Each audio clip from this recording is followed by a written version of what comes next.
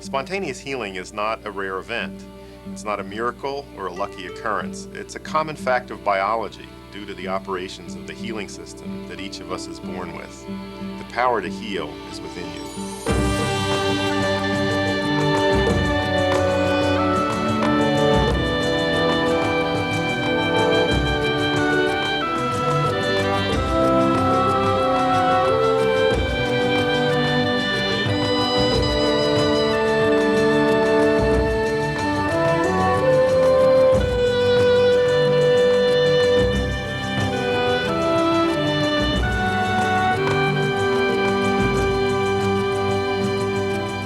Dr. Andrew Weil is a graduate of Harvard Medical School.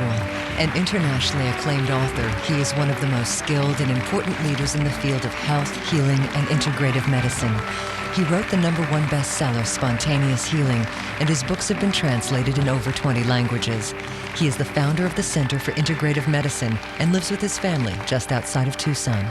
Thank you. Hello. I'm going to be talking to you about spontaneous healing, the body's wonderful ability to repair itself and keep you healthy throughout your life. The most important idea I want you to take away is that the body can heal itself. It can do so because it has a healing system. And I think it's very important for all of us, and certainly for doctors and patients, to begin to use those concepts and incorporate them in our lives. At every level of biological organization, from DNA on up to the most complex organisms, it's possible to see that all living things have the ability to self-diagnose, to identify areas of injury and illness, to remove damaged structure, to regenerate intact structure. Your body can do these things. It can do them because it has a healing system. Now, before I go any further, let me define two key words. Health literally means wholeness, and healing means making whole. And both of these words come from an old Anglo-Saxon root that has also given us the word holy. And I think it's interesting to think about what the connection is here. Why are wholes holy? I'll give to you what I think is the reason. Wholes are complete and perfect, and so they reflect the perfection of the divine. And I think that perfect wholes also manifest a special quality, the quality of balance, that's at once mysterious and also divine. And for me, the essence of health is an inner kind of balance. And I'll give you a couple of images of what I mean by that. One is of a spinning gyroscope that retains its stability no matter how you tilt it. Another that I like to use is of a child's knockdown toy with a weighted bottom. You can push it over and it bounces back up to the center when you let go. You might hold it down for a while, but as soon as you let the hold go, it comes back up to center. I think the essence of health is that kind of inner resilience or springiness or bounciness. And if you have that quality, you can move through life and interact with germs and not get infections. You can interact with allergens and not have allergic reactions. You can interact with carcinogens and not develop cancer. That is the essential quality of being healthy. And that's a quality that you can cultivate because that aspect of health is influenced by your choices of how you live. There are many influences on it. It has to do with how you eat, how you exercise or don't exercise, how you handle stress, how you use your mind. There are many influences that you have power over to control, so you can increase that quality that keeps you healthy. Now, you might have noticed that most medical doctors that you meet don't talk this way. And I would say that the most frequent question that I get asked in my travels, especially by talk show hosts, is at what point in your career did you convert? And it gives me the impression that most people can't imagine that a physician could come to these ideas except by way of some kind of personal health crisis. I have never had a personal health crisis. I've always been relatively healthy. I've always known how to take care of myself, which is the strategy I recommend to you as well. And as far as I can remember, I always thought this way. For example, I have a lifelong interest in plants, something I got from my mother, which she got from her mother. That eventually led me to be a botany major as an undergraduate at Harvard in the 1960s. I cannot tell you how unusual it is to meet doctors who majored in botany. I can count on the fingers of one hand those that I've met, and none of them uses any of their botanical training in their medical practice. As a result of my botanical interests, I have a long career in the study of medicinal plants, and I've come to use them a lot in my own practice. And I would estimate that for every prescription that I hand out for a pharmaceutical drug, I probably give 40 or 50 recommendations for botanicals. And in the years that I've been doing that at that rate, I have never seen a single serious adverse reaction to any plant product that I've given to a patient. And that is the great advantage of that kind of medicine. The risk of toxicity is so much less because you're using preparations that are dilute. And I also can't tell you how sad it makes me that botany and medicine have become such distant fields. I'm really a rare animal to have connection with both of these. Not only are there not physicians trained in botany, but there's no communication that exists anymore between these areas. In fact, when I was studying botany, the last remaining link between botany and the health sciences was a field called pharmacognosy, which was taught in schools of pharmacy. It was about the recognition of new drugs, mostly from plant sources. And this was really the living heart of pharmacy. About 5 years ago, that course was dropped as a required subject in all American schools of pharmacy. And that really, this is all representative of how far medicine has moved us away from nature in this century. And to me, that is the fundamental split that has developed, which ultimately is the root of the healthcare crisis that we have today. I'll come back and talk to you about that point later. As far back as I can remember, I was interested in mind-body interactions. I remember coming across a book on hypnosis when I was a kid, and it just fascinated me and led me eventually to take a course for physicians at Columbia University in medical hypnosis, which was one of the most interesting courses that I ever took. When I finished my basic clinical training, I made a decision that I did not want to do further training in standard medicine, and I did that for two reasons. One of them was emotional and one philosophical. The emotional reason was simply that I felt that if I got sick, I wouldn't want done to me what I had been taught to do to other people. So it didn't feel right to do it to other people. The philosophical reason was that it seemed that a great deal of what I had learned were methods that suppressed illness or counteracted the symptoms of illness but didn't really get to the root of disease processes and change them. And also, I had learned nothing about prevention. It's always seemed to me that the main business of doctors should be to teach people how not to get sick in the first place, and that treatment should be secondary. I hadn't learned anything about that. I could spend the whole time talking to you about what I see as the suppressive, counteractive nature of medicine, but I'll just quickly give you an idea of how you can find this out for yourself. If you open the Physician's Desk reference, this huge publication of the pharmaceutical industry that doctors consult when they want to know how to prescribe drugs, there's a section in blue at the beginning in which drugs are listed by category. It's very interesting to run your finger down the names of categories of drugs that we use in medicine today and see how many of them begin with the prefix anti. We use anti-anxiety drugs, antispasmodics, antihistamines. I mean, this is the nature of our medicine. It's anti-medicine. And there are two problems with this. First of all, let me say that as a short-term strategy, if you're dealing with life-threatening symptoms, of course you want to counteract them. So these methods are appropriate for the management of crises and emergencies. But if you rely on them as long-term strategies for dealing with illness, you run into two kinds of problems. The first is direct toxicity, because these treatments by nature are strong and they're productive of harm. And this to me is the great black mark against standard medicine today, the unacceptable amount of toxicity that it creates by its reliance, almost exclusive reliance for treatments on these very strong pharmaceutical agents.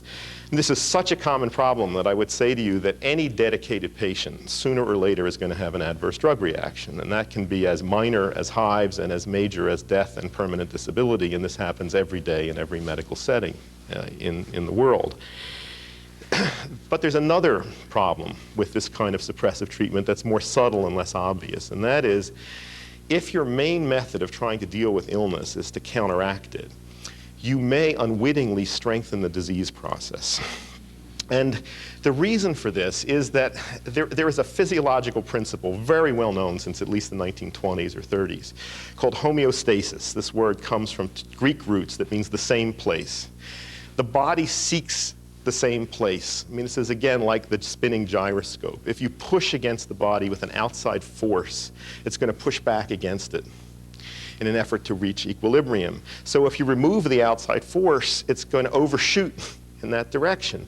And all of you have experienced this. Anyone who has ever used a nose spray to open a clogged nose has seen this principle at work.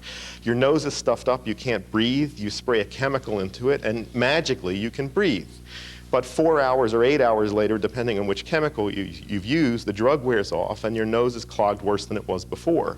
And if you take another dose of the drug at that point, it's very easy to get into a dependent cycle in which you can't breathe without the drug. This is the same problem that develops when we treat anxiety with Valium, when we treat ulcers and stomach problems with using acid suppressive drugs, with using drugs that lower blood pressure. These are all counteractive, and this is the bulk of our medicine today. So I was quite sure when I finished my training that I didn't want to do this, but I didn't know what to do in its place. So for 11 years, I didn't practice medicine, and I traveled around the world looking at healing practices in other cultures. And in this time, I visited naturopaths, shamans, faith healers, herbalists, chiropractors, osteopaths, a whole range of practitioners.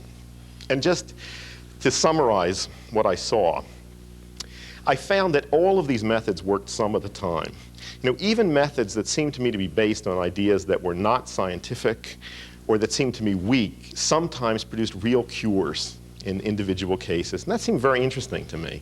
And also, I noticed that every system of medicine fails to work some of the time, even when it seems as if it's an impeccable system intellectually and it's perfectly matched to a particular problem. This made me think that there's more to treatment than meets the eye, and in particular, that belief in treatment is a crucial factor in determining whether it works or not. And I'm not talking here just about beliefs of patients, but especially beliefs of practitioners, because I think the beliefs of patients tend to follow beliefs of practitioners. And this is a whole dimension about which I'd learned nothing in medical school, since our conventional system of medicine virtually ignores the whole aspect of the mind and the impact of the mind on the body and on the healing system. I'm quite convinced that the mind is one of the great influences on the body's healing system. Let me just tell you about one practitioner I worked with during this period who became a teacher of mine. This was ironic because after chasing around to lots of exotic locations in the Amazon and Africa, the best teacher that I found turned out to be in my backyard in Tucson, and he'd been there all along and I didn't know about him. He was an old osteopath in his 70s at the time that I met him, named Robert Fulford, who used pure manipulation as a way of dealing with illness. And he was a healer in the guise of an osteopathic physician. He taught me, among other things, about the tremendous importance of breath. He felt that breath was a master key to good health. He himself, by the way, was spectacularly healthy, I should say. He's now in his early 90s and is still actively teaching, and a wonderful example of health. And once I asked him, Dr. Fulford, what's your own secret of good health? And he said, I'll show you. And he went, and I've never seen anyone's chest expand so large and for so long. And that was his answer to my question. He had, for example, remarkable success with curing recurrent ear infections in kids. And his method was to do manipulation, mostly on the tailbone, on the sacrum, to free up restricted breathing. And he said that the root cause of ear infections was that kids didn't breathe fully, and that breathing was the mechanical force that pumps the lymphatic circulation. And if that's not working right, there is poor fluid drainage from the head and neck. And in these stagnant fluid conditions that build up, including in the middle ear, bacteria breed. And he said you can wipe out the bacteria all you want with antibiotics, but unless you change that underlying situation, they're going to come back, which is certainly our experience. He would work on these kids one time, and you could see when they got up off the table that their chests were expanding more fully, and they never got another ear infection. He also taught me that the body wants to be healthy. You know, that there is a natural tendency to come back to that point of health, and that all you need to do is remove obstacles or give little nudges in the right direction. But you can take advantage of that natural force. You know, that is really the healing power of nature. Again, an idea that's not at all fashionable in conventional medicine today. Seeing him and seeing healing happen in many people made me think that that was a major focus that I wanted to look at.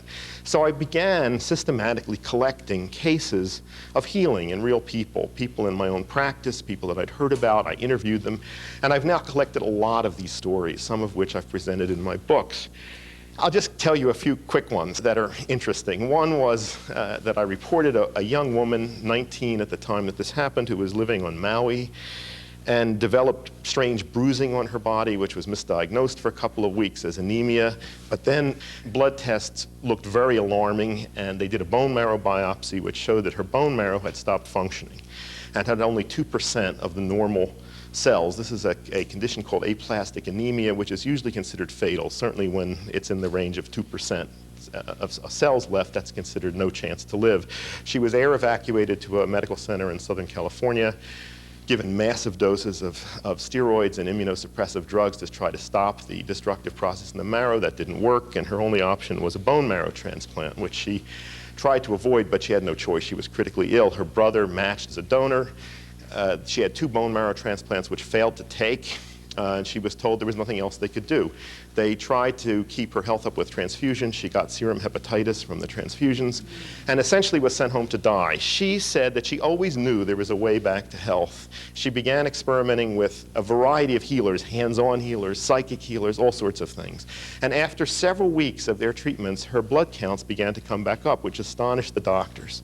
She persisted in this. One healer prescribed a very bizarre diet for her.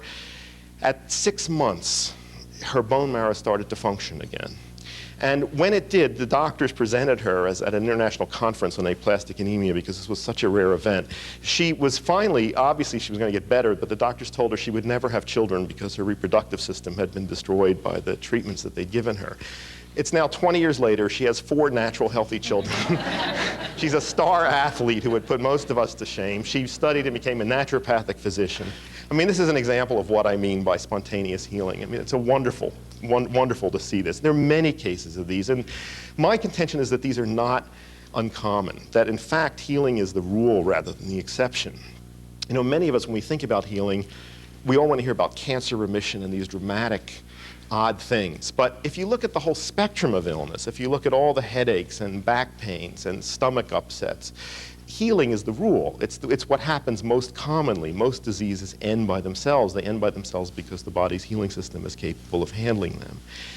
And I also think that the most important work of the healing system is not to produce these spectacular cures. The most important work of the healing system is to keep you in relatively good states of health most of the time, despite all of the forces and pressures that are out there that are pushing you in the direction of illness. You know, if you start to think about everything that can go wrong in the body, it's pretty amazing that we're healthy at all. You know, we are living in a sea of microorganisms, many of which have the capacity to do us in. We are exposed to an increasing assault by toxins of all sorts. There are toxins in our food, in our water, in our air. There are forms of toxic energy that are in our environment, which is worth learning about. We are exposed to emotional storms that many of us have little control over. Time is passing, and our body is aging and deteriorating. And yet, most of us are mostly healthy most of the time. You know, this is something that you're born with. It's in you. It's an innate system. I use the word spontaneous in connection with healing to draw attention to the fact that this is an intrinsic process. It's innate. It's something that you're born with. It's part of you. There are things that you can do to protect that function and to enhance it, which I'll tell you about. And I think it's very important for all of us to learn about that, because this, in a way, is your most precious resource. You know, the ordinary fact is that most of us are relatively healthy most of the time.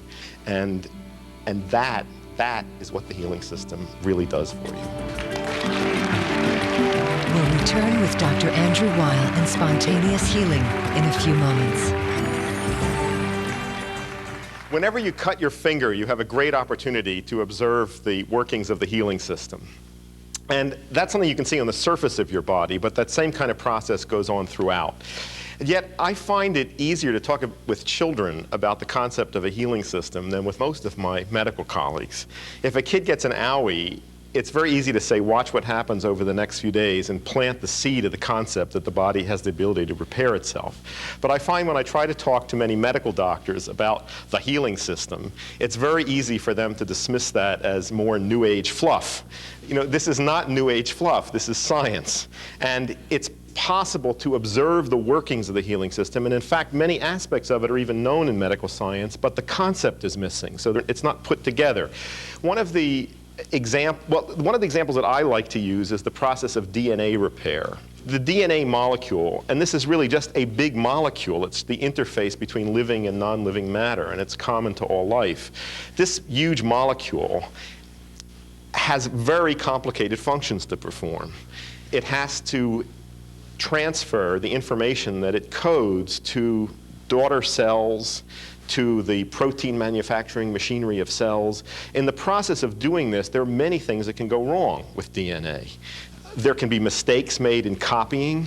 The molecule itself is very vulnerable to damage when it's in an uncoiled, exposed state so that the information can be read. It can be damaged by radiation. It can be damaged by certain forms of chemicals that cause mutations. Living things can't take chances with this. It's a disaster if the genetic information is copied incorrectly. So the DNA molecule has evolved mechanisms for identifying problems and repairing itself. And this is carried out by enzymes. Enzymes are protein molecules that function, you can think of them as kind of the hands that carry out the instructions of DNA. Enzyme molecules cause chemical reactions to happen faster. There's a whole class of enzymes called DNA repair enzymes made by the DNA molecule, and they all have different functions. For example, if in the course of copying a strand of DNA is broken, there is one repair enzyme whose job is to go along the DNA molecule and see if there's a break somewhere. It just constantly runs along the molecule looking for breaks. If it finds a break, it snips it on one side. Then there's another enzyme that comes around looking for gaps, and if it finds a gap, it uses the other strand to reproduce the missing part. And then there's another enzyme that comes along and pastes the ends in. So this is a kind of cut and paste that goes on at a molecular level. And this is happening in every cell of your body all the time. And I like this example because, as I say, this is going on at a level way below where there's an immune system, way below where there's mind as far as we know. This is just a molecule. And in that molecule, there is the inherent capacity to diagnose problems, to remove damaged structure, to regenerate intact structure, to heal. It's there. And that same potential as you go up in levels of biological organization is there. Now, I'm interested in why this concept is missing from medicine and why doctors have such a hard time with it. In my medical training, I almost never heard the word healing used. I heard it used in the phrase wound healing in my first-year histology course, and that was it. I never heard about healing. In fact, I learned very little about health, for that matter. And I think that one of the valid criticisms of standard medicine is that it's got a tremendously lopsided emphasis on disease. There are many ways of looking at seeing the disease focus of medicine, but I'll just give you one that I find amusing. If you look at our so-called National Institutes of Health, and look at the names of the individual institutes that make up this vast complex in Washington, these don't look to me like institutes of health. These are National Institutes of Diseases and Body Parts. There's the National Cancer Institute, the National Heart Institute. Where is the National Institute of Health and Healing? That should be the centerpiece of the whole show. What could be more important to study than how the body heals itself? That should be what medicine works with. That's the heart of it. And as I say, this concept is missing. There's I think, another reason why medical doctors have problems here. The healing system is a functional system of the body. It's not a structural system. And in Western science, we are very focused on material structure. We don't think functionally. I can't stand up here and show you a chart of the healing system in the way that I can show you a chart of the circulatory system or the digestive system. It's not a set of associated structures. It's a function that's distributed throughout the body and makes use of all of the structural systems. It makes use of the immune system and the circulatory system and the nervous system, but it's none of those. It's possible to think of the body differently, and one way you can see that is looking at traditional Chinese medicine, which evolved along functional lines, probably for historical and cultural reasons. One reason is that in traditional Chinese culture, it was unthinkable to cut open a dead human body, so autopsies were not performed. So Chinese medical science, which I think is a true science, very different from Western science, but it's a science, evolved in the absence of detailed knowledge of the internal structure of the human body. And instead, Chinese thinkers developed a philosophy of functional relationships. They identified spheres of function in the human body and the ways that they related to each other. Now let me show you a very concrete example of how these different ways of thinking lead to very different ways of interacting with human beings. One of the functions that Chinese scientists identified long ago was defense. They observed that the body had a defensive sphere of function that was concerned with protecting itself. They didn't know anything about the immune system as we know it. They didn't know what tonsils did and adenoids did and the appendix did, but they knew that the body had a defensive sphere of function. In the West, until remarkably recently, we had no idea what those organs did.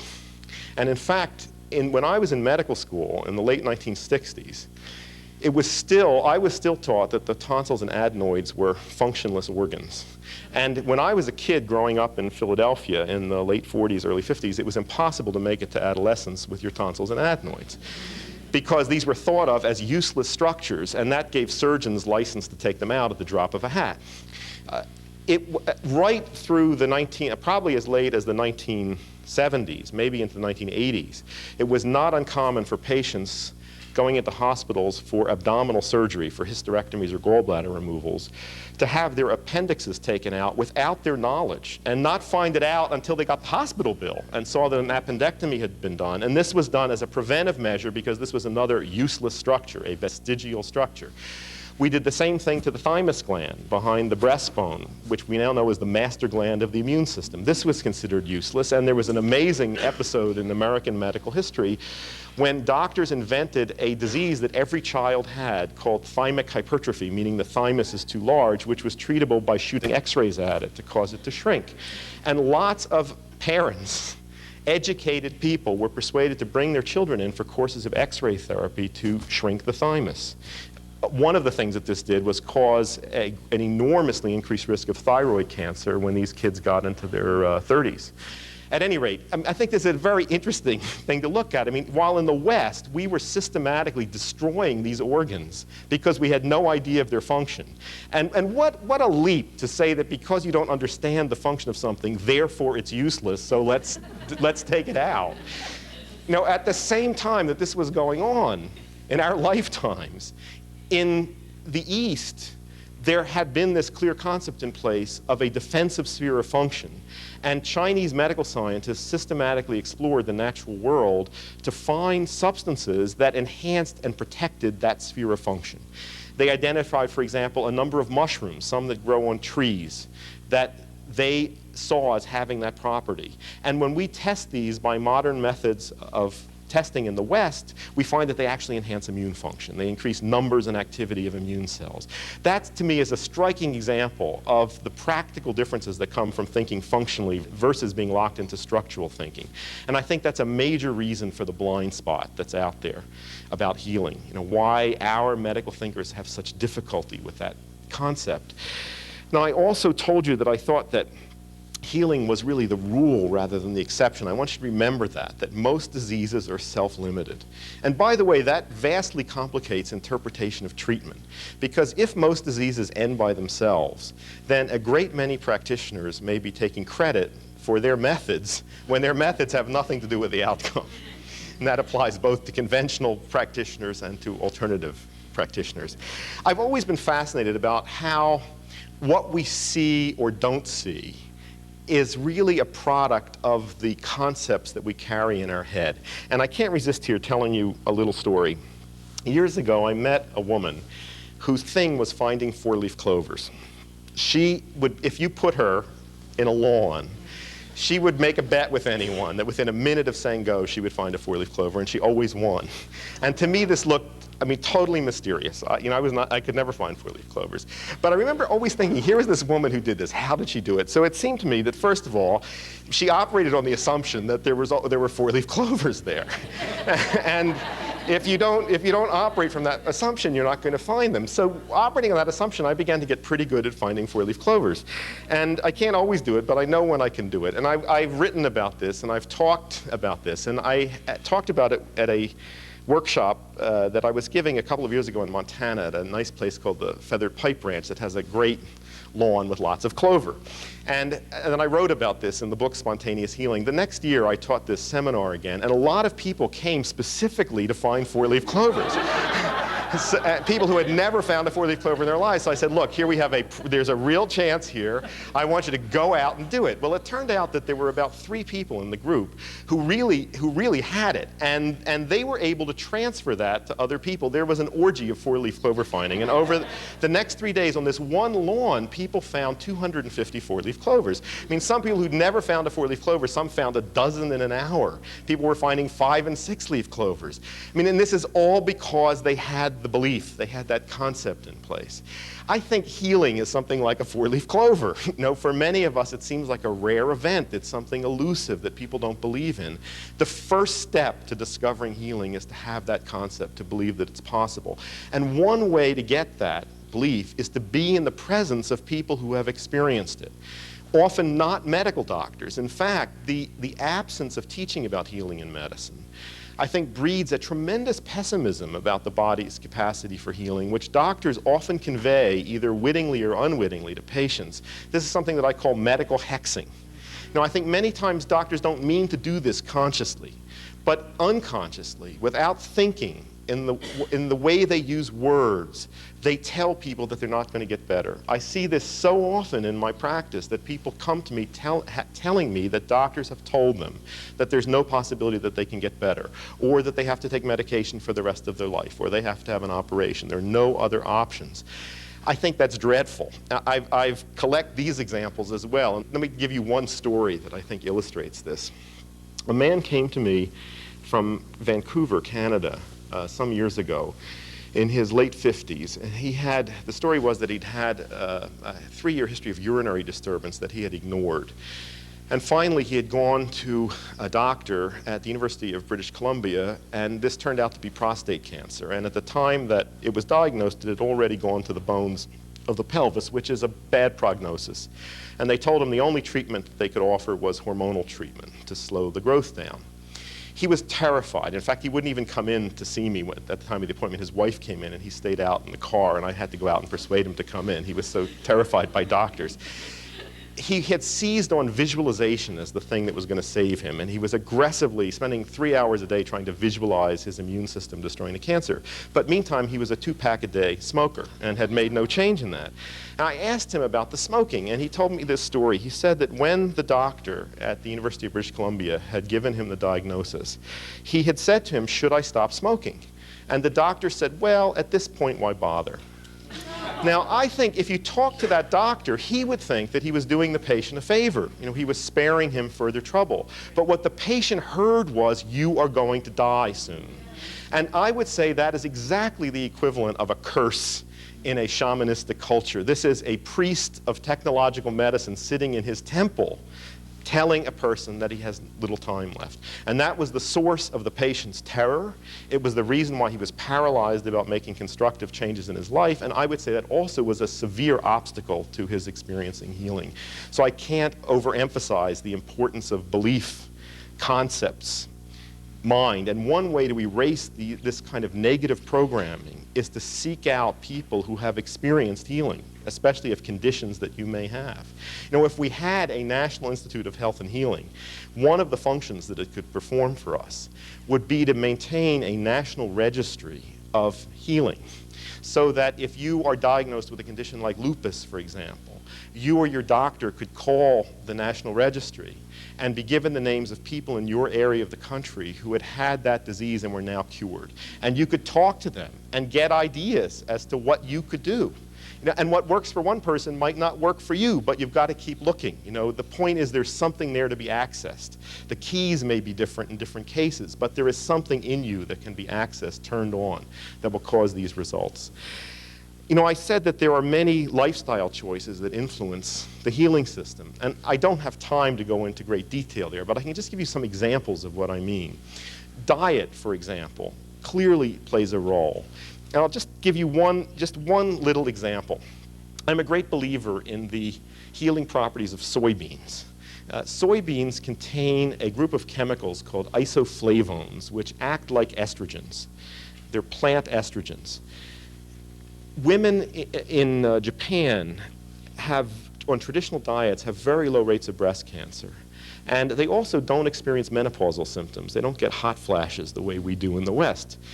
The low cancer rates had been thought to be due to low fat intake, but recently we found that fat is not as great a risk factor in breast cancer as we thought. I think the answer is high soy intake.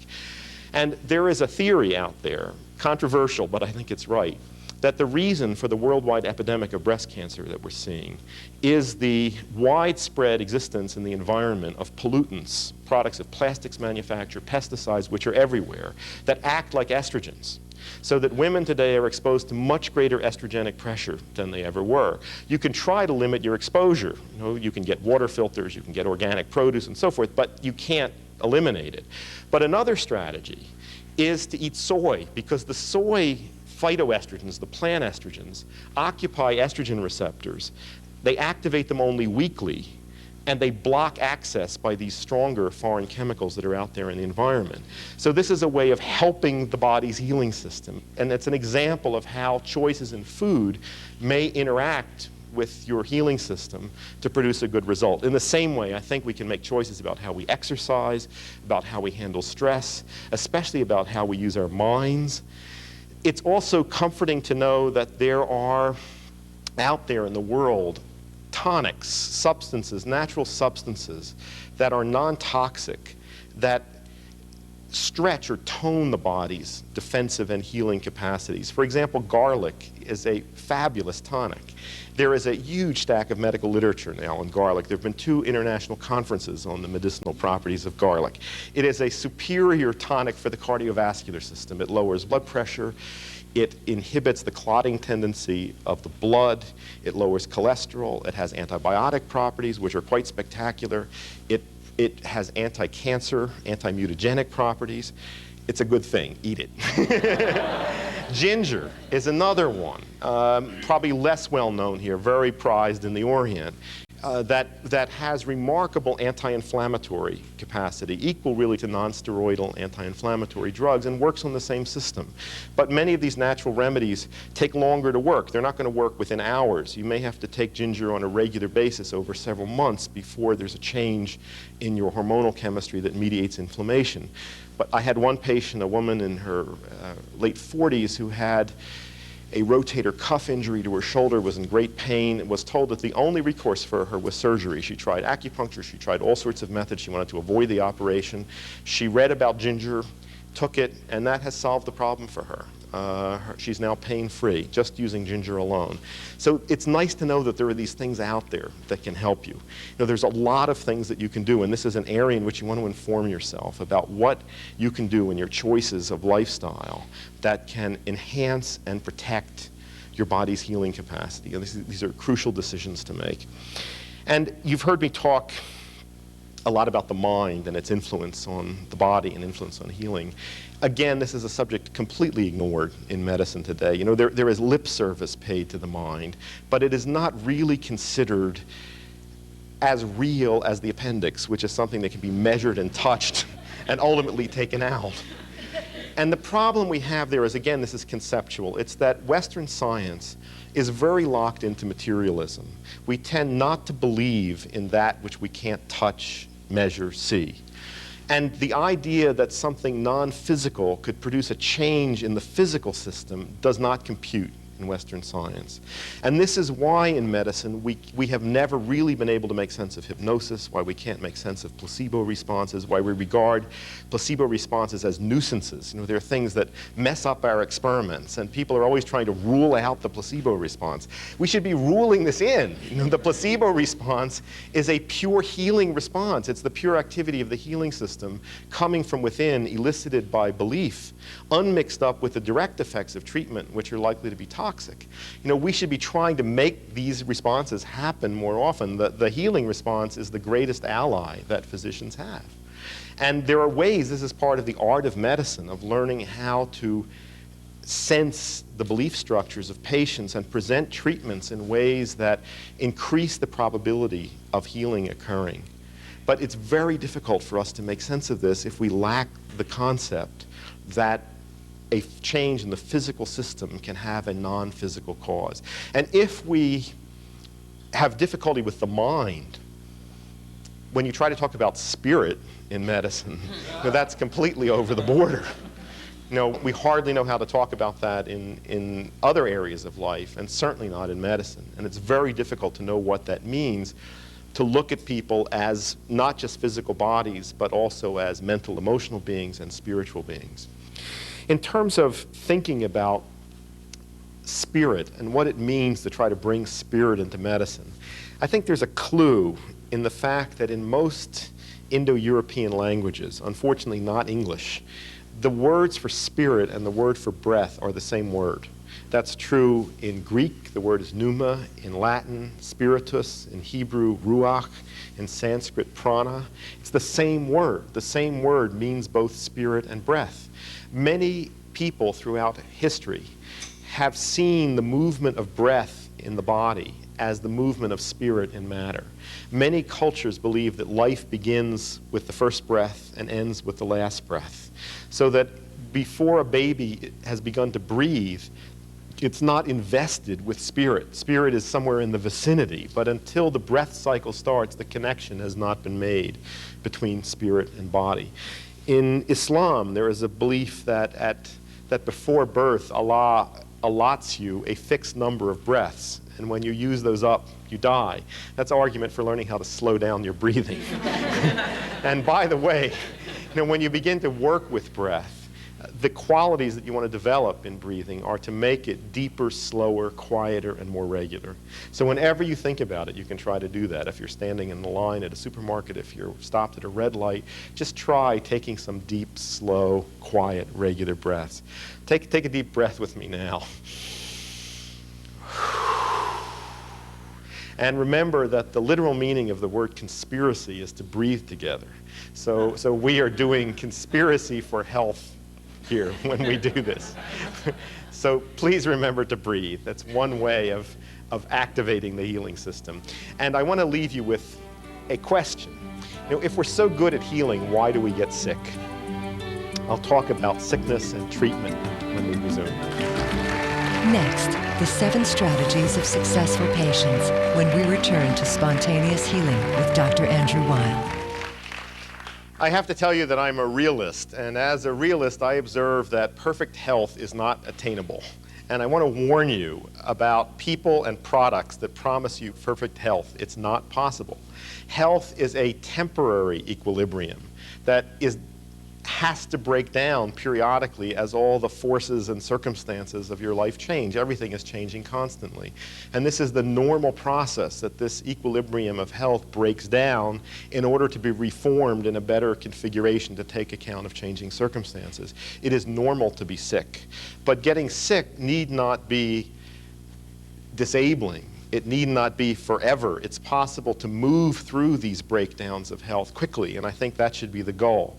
But really, beware of all those voices out there that tell you if you do this or buy this or read this, that you'll never be sick ever again. That's not the way it is, and that's not a useful way to think. When we get sick, of course, your greatest ally is the healing system. But at any given moment, the healing system can be overwhelmed by the circumstances of illness. It can be blocked, it can be stalled, or simply overwhelmed. And that creates the possibility of intervention, of treatment. Ideally, treatment should be designed to facilitate healing. And actually, I think that's what happens anyway. I think when we give treatments and people get better, the ultimate reason for getting better has to do with the healing system. And let me give you an example, because this is, again, a little bit of a conceptual shift. Let's say I get an acute bacterial pneumonia, and I'm suddenly critically ill and have to go to a hospital where I'm given intravenous antibiotics, and 48 hours later I'm out of danger and have a quick recovery. I think most people, doctors and patients alike, would say that it was the antibiotics that cured me. I want you to think of this in a little different way. What the antibiotics do in this situation is knock the population of germs down to a point where the immune system can take over and finish a job that it couldn't do because it was overwhelmed. So the ultimate cause of the cure is the operation of the immune system, which I see as one component of the body's healing system. And I think that's a model for how treatments work. When treatments work, they don't do so directly. They work by unblocking or activating or reducing the overwhelming circumstances that have kept healing from happening. That's an important distinction to make. Treatment originates from outside, healing originates from within. The best treatment is that which is least invasive, least expensive, least productive of harm, which produces the maximal possibility of activating an internal healing response. Now, I said to you that most diseases are self-limited. I mean, that's certainly the rule. But when disease persists, when it involves symptoms that are out of your normal range of experience, it's very important to know how to select from the enormous range of treatments that are available out there today. And I think the first decision that confronts people, or should confront people, is whether you're going to use standard medicine. And I think in order to make that decision wisely, you have to have a sense of what standard medicine can do and what it can't do. It's not a good idea to go to a conventional doctor with a disease that conventional medicine can't treat. The likelihood is that you'll be given treatment anyway, and it's more likely to do you harm than good. That harm can be financial, it can be physical, it can be emotional, or all of the above. It's also not a good idea to go to an alternative provider with a condition that standard medicine can treat very well. That would be equally foolish. I think it's important for both doctors and patients to learn to make those distinctions. And that involves knowing what standard medicine can do in general. Standard medicine has been outstandingly successful at treating some kinds of infectious illness, specifically bacterial infections for which we have antibiotics. However, as you all know from seeing movies and reading books, this is an area in which we're rapidly losing our efficacy, and this is purely as a result of overusing these tools. If we had restricted the use of antibiotics to those situations when they were really needed, we would not now be facing the prospect of coming epidemics of organisms that are going to resist all of our best weapons. That's just the reality of what we've done. We have not been very good at treating other kinds of infectious illnesses. We still are not very good at treating viral infections of any kind, whether it's rabies or the common cold. We can prevent some of them with immunization, and I think that is another area of outstanding standard medical success, as well as public health and attention to the way that diseases are spread. In general, standard medicine has evolved toward being very good at managing crises, at very severe kinds of medical problems. And hospital medicine particularly has become more and more oriented toward crisis medicine. We're good at reconstructing hips and knees. This is a good success. We're good at cosmetic and reconstructive surgery. I'm not thinking about breast augmentation there. I'm thinking about people who have been scarred by birth defects or injury. This is miraculous to be able to do this for people. There are other huge areas in which we're not successful at all. I mentioned viral illnesses. We're not very good at dealing with most chronic degenerative disease, which is the major category of illness that now comes into the offices of internists. In the early part of this century, it was infectious disease. But as we rolled back infectious disease, what doctors began to see more and more of was chronic degenerative disease, especially in an aging population, and that we're not very good at. We're not very good at dealing with allergies and autoimmune diseases. We're, I think, terrible at dealing with mental illnesses. We're not good at dealing with the whole range of what we call psychosomatic illnesses. These are big categories of disease that standard medicine is relatively ineffective with. So as I say, I think it's good to know what medicine can do for you and what it can't do for you in order to make wise decisions. And let me just tell you a cautionary tale from my own practice. Some years ago, a 65-year-old man consulted me. He described episodes of pain that would begin in the pit of his stomach, spread through his chest, sometimes radiate into the center of his back, sometimes into his left arm, sometimes into his face. He had tried various home remedies without success, and then he did not like standard medicine, so he had gone to a number of alternative providers, a naturopath who told him to cut out sugar, which did nothing, and then told him to cut out wheat, which did nothing. He then reluctantly went to a gastroenterologist who told him that he had a small gallstone, which he didn't think was symptomatic, and that he also had a hiatal hernia. And he prescribed one of the most popular drugs in medicine today, one of these anti-acid drugs that suppress acid production in the stomach. That did nothing for this man's pain. So the prescription was changed to a stronger drug, which also did nothing for him, and he stopped taking it. He then went to another naturopath who tried various herbs on him that didn't work, and then he went to a homeopathic practitioner who gave him a succession of remedies that didn't work. And he said that these episodes were becoming more frequent and were now waking him out of sleep. He said that it was made worse by lying down and made better by sitting up, and it was also made worse by exertion. Now, hiatal hernia pain, that follows this pattern of worse lying down and better sitting up, but digestive pain has no correlation with exertion.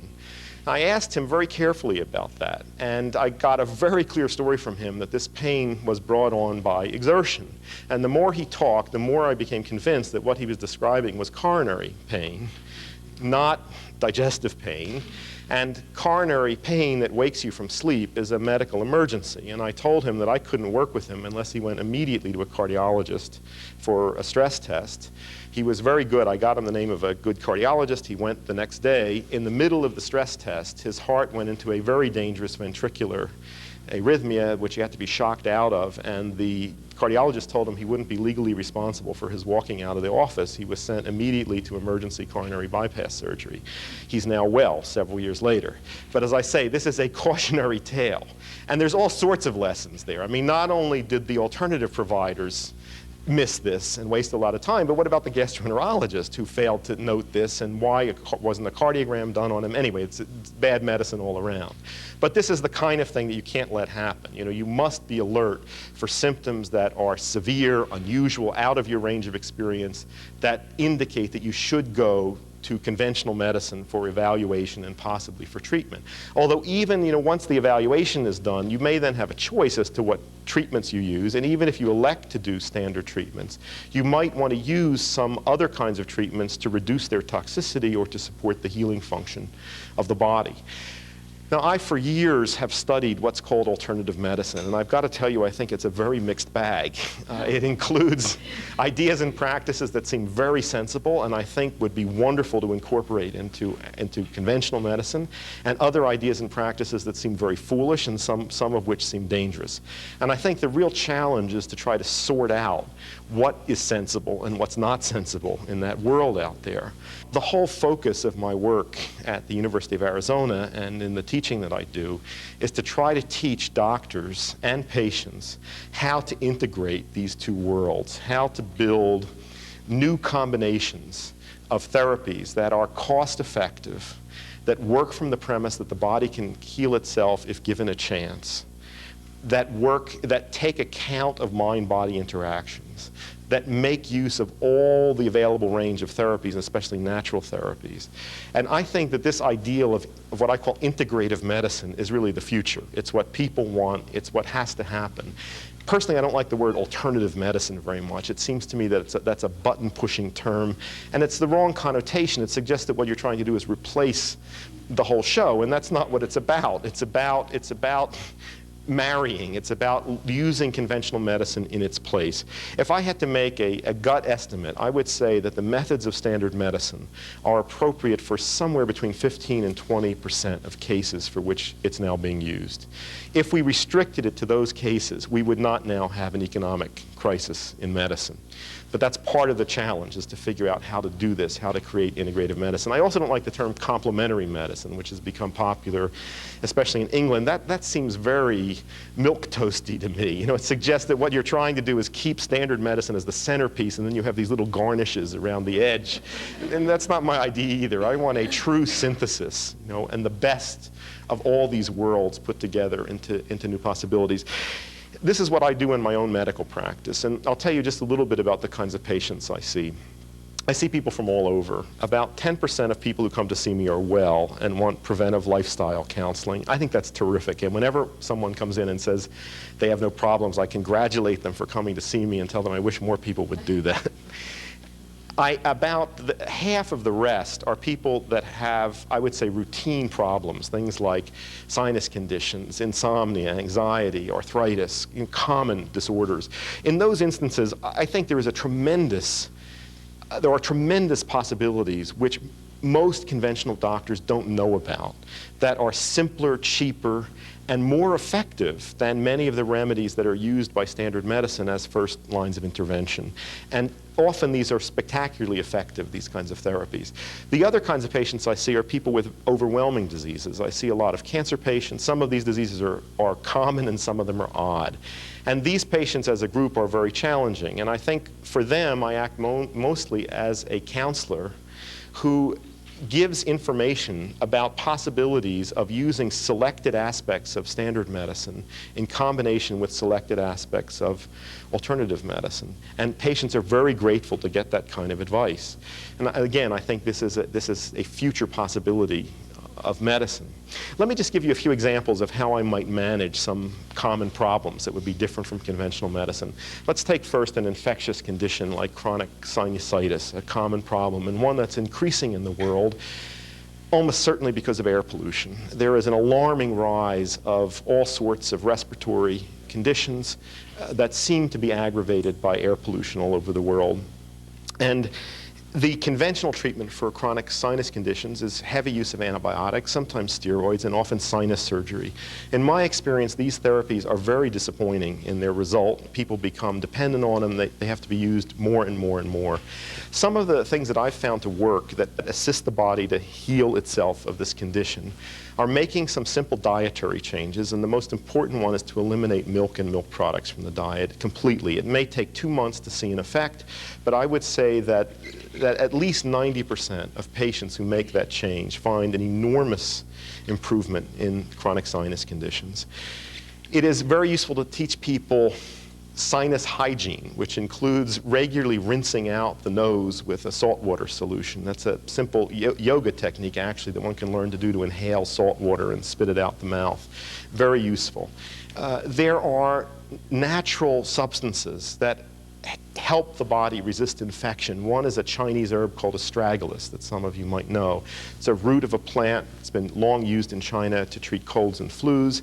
It's non-toxic. It's something that can be taken over long periods of time that increases immune activity and helps the body resist infection. It's also useful to teach people to use heat treatments if they begin to develop sinus conditions. I think visualization can be a very effective technique. Look at an allergic condition, and hay fever as a common example. There is a spectacular herbal remedy for hay fever, a plant called stinging nettles. You can buy this in capsule form. It's a freeze-dried extract of that plant. Works as well as any antihistamine that I've discovered. It has none of the side effects of antihistamines. It's cheaper. In fact, even gives you minerals and vitamins in the process. Just a very useful thing to know about.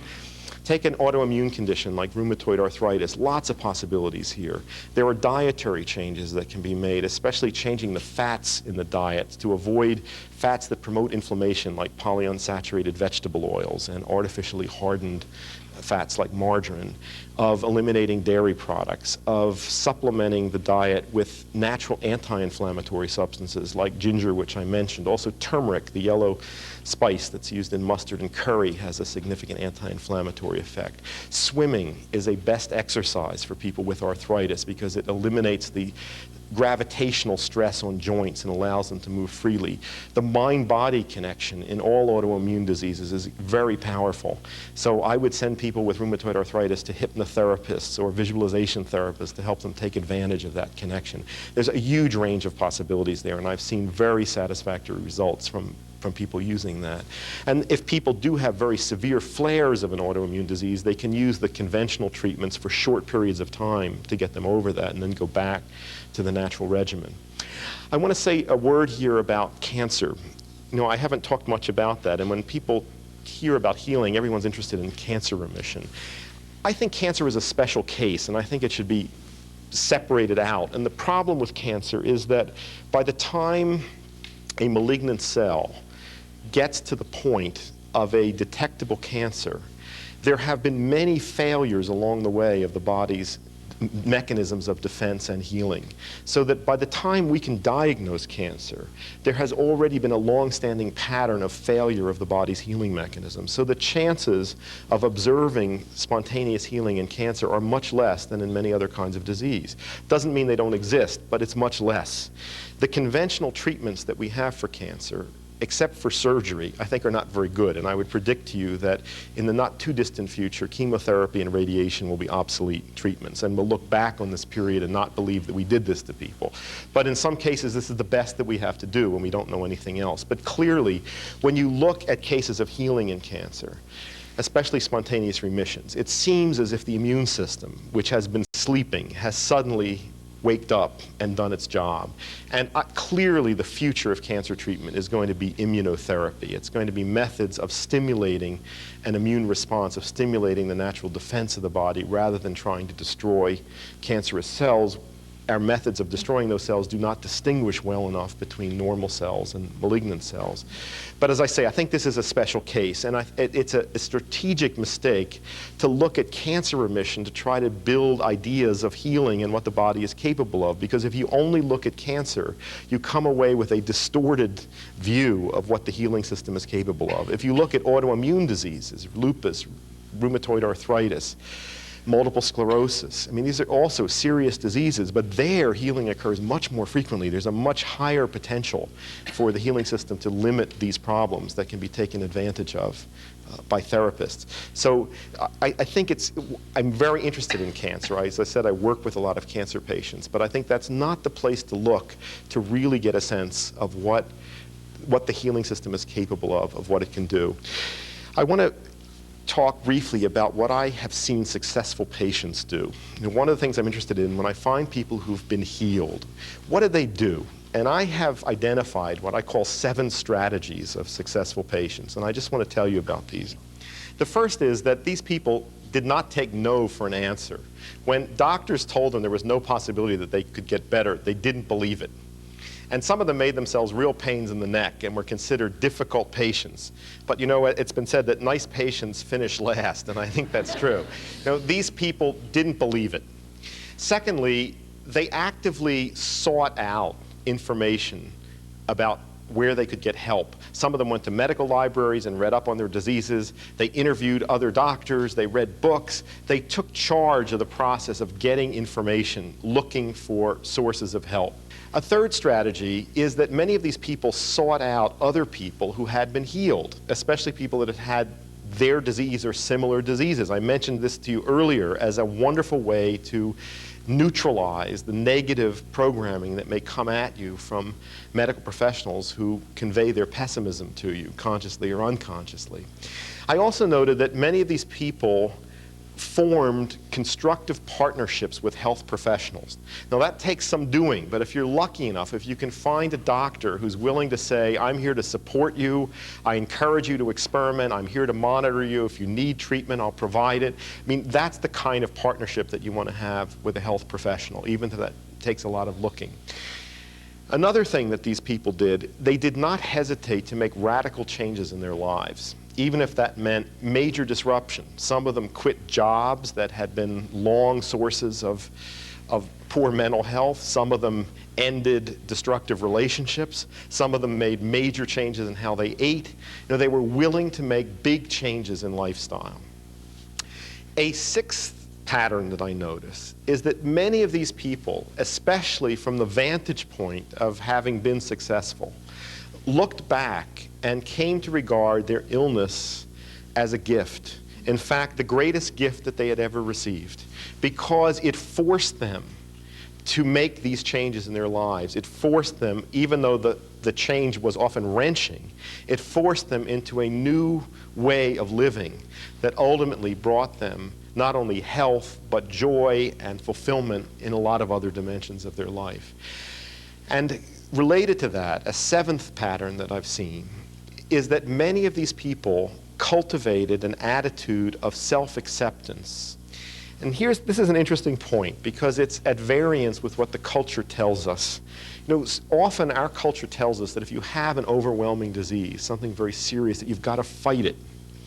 I know so many people who say, you know, I'm going to beat this thing, I'm going to fight it. And this resonates with a lot of our cultural imagery. We wage wars on cancer, for example. Now, there's a lot of war and military imagery in medicine. We talk about the therapeutic arsenal and weapons against disease. And many people assume this kind of fighting stance toward an illness. I just present this as an observation. In many of the people that I know who have experienced healing, they resigned themselves. They submitted to everything about their present circumstances, including the fact of being sick. And somehow that mental shift activated a healing process, even though they weren't looking for that. It was that letting go or submitting that enabled the healing system to do its work. And finally, I want to talk to you when we come back about the future of medicine and how we can all make a new kind of medicine come into existence. We'll return to the conclusion of spontaneous healing with Dr. Andrew Weil in just a few moments.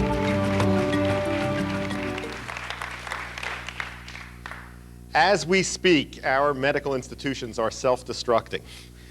Hospitals are beginning to go bankrupt, and I think that's going to accelerate. I think it's reasonable to look forward to a time in the not distant future when large areas of the country are going to be left with only one central hospital, which will be the only one that will be able to afford all the fancy equipment.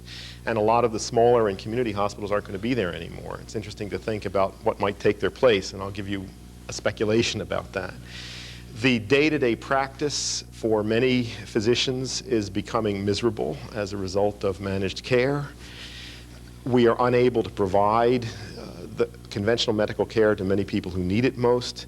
These are economic realities. And it's ironic that all this has befallen medicine at a time when medical research and science is on the verge of uncovering really the keys to basic mechanisms of how genes express themselves, how cells communicate.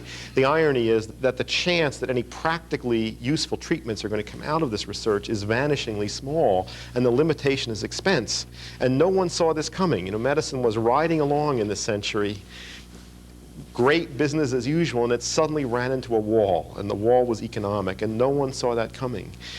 And at the same time that medicine has been beset by this economic catastrophe, it's being hit by another force from a completely unexpected direction, and that is it's losing the clients, it's losing the market. There is an enormous worldwide consumers movement away from conventional medicine toward what's called alternative medicine. This is happening in every country. And medicine is being squeezed from both directions at the same time that it's collapsing of its own weight. Economically, it's losing the market. And this is producing enormous chaos within medicine. Now, I have to tell you, I am a great fan of the healthcare crisis because for the first time, I see openness developing in professional medicine and medical institutions that has never been there. And only months ago, the American Medical Association urged member physicians to keep an open mind toward alternative treatments. I mean, who would ever think that such a thing would have happened? And again, this has been forced upon us by economics. I think there's a real lesson here. Maybe the way that change happens in institutions is from economic pressure. We could do any amount of arguing about ideology, but it's economic realities that have begun to bring this change about. I think that the wall that medicine ran into is actually a very logical consequence of the path that it chose to evolve on in this century. Now, somewhere around the beginning of this century, medicine turned its back on nature. You know, that was the beginnings of this movement that led to this separation between botany and medicine, for example, that I've experienced firsthand.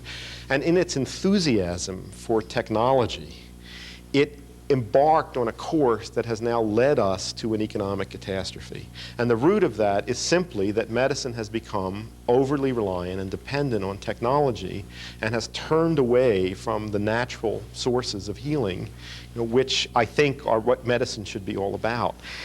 When I walk into my medical school in Arizona, there's a big statue of Hippocrates in front of the building. Hippocrates is considered the father of Western medicine. And it's ironic to put a statue of him in front of a medical institution because the two teachings of Hippocrates that we most remember him for are his saying, first, do no harm, and second, to revere the healing power of nature, both principles we consistently ignore in conventional medicine today. But I think that out of this chaos and confusion, there is the possibility of creating a whole new kind of medicine. I've told you about this dream I have of integrative medicine. And for the first time, I see medical institutions being willing to look at that. The simple fact is that our medical schools are not producing doctors who can satisfy the needs of patients today. Patients want doctors who will take the time or have the time to listen to them, who can explain things to them in terms that they can understand, who can present them with options for treatment that include this whole range of possibilities. They want doctors who will not just tell them to take drugs or do surgery. They want doctors who are aware of the connection between the mind and the body, who will not laugh in their faces when they mention things like Chinese medicine or herbal treatment, who are literate about nutrition, who can talk intelligently about vitamins and minerals. Our medical schools aren't producing these people. That has to change. The word doctor comes from the Latin word for teacher. And it seems to me that the main function of doctors should be to teach people about health and healing. The most effective way to teach is by example. Doctors should model health and healthy living for patients. How can you learn to model health if you've come out of a system that has deprived you of sleep, that's given you no information about how to eat, how to handle stress, how to relax, how to use your body to enhance healing? I mean, we work actively against that. All this has to change. One of the dreams that I have is to see a whole new kind of institution come into existence. And I would call it a hybrid between a hospital and a spa. And I'd like to see it called a healing center. I think that much of what is now treated in hospitals could be much more profitably treated in residential healing centers. When you came out of these, you'd know more than when you went in about how to live, about how to eat, how to prepare food, how to shop, how to handle stress, how to exercise, and so forth. And this would be paid for by insurance, because in the long run, it's going to save the insurers a lot of money to have a healthier population. I think this is a very real possibility. I'm working to bring these kinds of institutions into existence. And in them, I would see that the supervision of care would be under broadly trained generalist physicians, but there would be a whole array of other kinds of treatments available, and doctors and patients in partnership could decide on which were most appropriate. I think this is something also that's inevitable, that has to happen. I think that the changes we're going to see in medicine are going to amount to a genuine revolution, and I just want to give you a little idea about that. When I was doing my travels in the 70s, I spent a lot of time with Indian tribes in South America, some in North America. I was always very struck by the fact that when Indians use the word medicine, which they do frequently, they talk about medicine men, medicine women, medicine songs, and so forth, their concept of medicine is quite different from ours, and I'm tempted to call it medicine with a capital M. It takes into account aspects of life that we don't look at in medicine. The Indian concept of medicine embraces spiritual aspects of human beings. It embraces what we call magic and religion, which are seen in conventional medicine as having nothing to do with medicine. I think our society desperately needs medicine with a capital M, medicine in the larger sense. And I think that if we can get this kind of change happening in medicine, it will be an enormous catalyst for change throughout society, because we have so much investment in medicine. It impacts our lives so much. Doctors have stepped into the roles that priests and shamans play in traditional cultures, and we've put them in those roles. But our doctors are no way equipped to handle that function. For example, one of the key functions of a shaman is to mediate between the visible world of everyday experience and the invisible world. How can you do that if you don't believe that an invisible world exists? You can't. So we need a whole new kind of physician, and that change is being forced on us. It's going to happen. There are ways that you can participate in this and make this change happen more frequently. I want to remind you that all the changes coming about in medicine today are consumer-driven. Now, these changes are not originating within the medical profession. The medical profession is being dragged kicking and screaming in this direction because that's where the market is.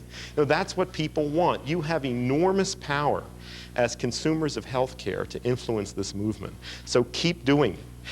But ultimately, the most important thing that you can do is to work on yourself, and to begin by keeping this concept in place that the body can heal itself if given a chance. I mean, this is the piece that's missing. It's missing not only from professional medicine, it's missing from our culture in general. People are constantly looking outside for help. The power to heal is within you. Your body can heal itself. Just give it a chance. Thank you.